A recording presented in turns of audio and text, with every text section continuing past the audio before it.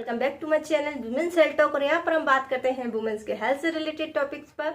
तो फ्रेंड्स, आज हम बात करने वाले हैं कि पीरियड का जो ब्लड है उसमें बदबू क्यों आती है, इसके बारे में। तो क्योंकि पीरियड का जो ब्लड होता है उसमें बदबू क्यों आती है, और इसको लेकर के पुराने ज़माने में बहुत कुछ चलता आ रहा है, जिसके कारण से कई जगह पर तो पीरियड के टाइम पर लड़कियों को अलग रूम दे दिया जाता है, ज़मीन पे सोने के लिए बोल दिया जाता है, ताकि जो उसका ऑर्डर है वो दूसरों को पता ना चले।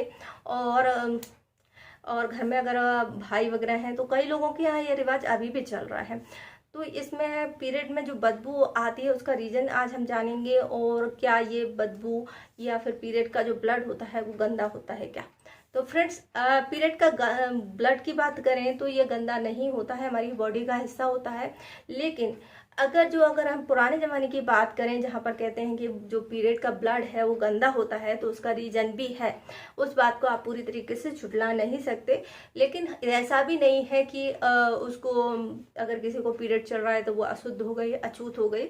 उसका रीज़न ये नहीं है। उसका रीज़न ये होता है कि इस टाइम पर जब आपका पीरियड साइकिल जो चल रहा होता है उसका जो प्रोसेस होता है उसमें आपका 10 दिन आपका जो एग है वो ओव्यूलेट करता है, 14 से 18 दिन तक ओव्यूलेशन होता है। उसके बाद एस्ट्रोजन प्रोजेस्टेरोन जो हॉर्मोन्स है उसका लेवल कम होता है। तो इस टाइम पर जो लाइनिंग बनती है हमारे यूट्रस में, ताकि अगर आपका एग जो है फर्टाइल है और उस गद्दीदार लाइनिंग पे जाकर वो एग चिपक जाए और आगे की प्रोसेस हो, आप कंसीव कर पाए, आगे बच्चा बने।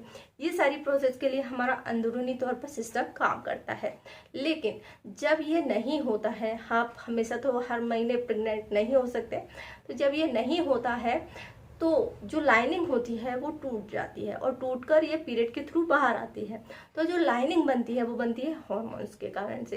हार्मोन में एकदम से चेंज होते हैं और उसी का असर इस ब्लड में दिखाई देता है। तो जो फ्लो के साथ में जो ब्लड आता है, तो आपने देखे हैं उसमें क्लॉट्स भी आते हैं, और जो हमारा नॉर्मल ब्लड है उससे अलग होता है।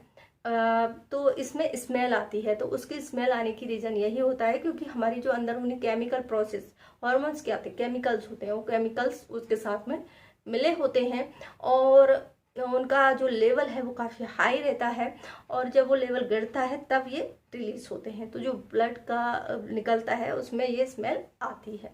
तो ये रीज़न होता है पीरियड के ब्लड में स्मेल आने की। जबकि आपने देखा होगा, जब हमें चोट लगती है और हम वहाँ पर कुछ लगाते हैं और उस चीज़ को हम फेंकते हैं तो उसमें स्मेल नहीं आती, जबकि पीरियड का जो ब्लड है उसमें स्मेल आती है। तो ये पुराने ज़माने में जो बात कही गई थी वो भी गलत नहीं है, लेकिन इसका साइंटिफिक रीज़न यही है। तो आई होप आपको क्लियर हो गया होगा। वीडियो की जानकारी पसंद आई तो वीडियो को लाइक करें, शेयर करें, हमारे चैनल को सब्सक्राइब करें, और कोई क्वेश्चन है तो कमेंट्स करें। वीडियो देखने के लिए धन्यवाद।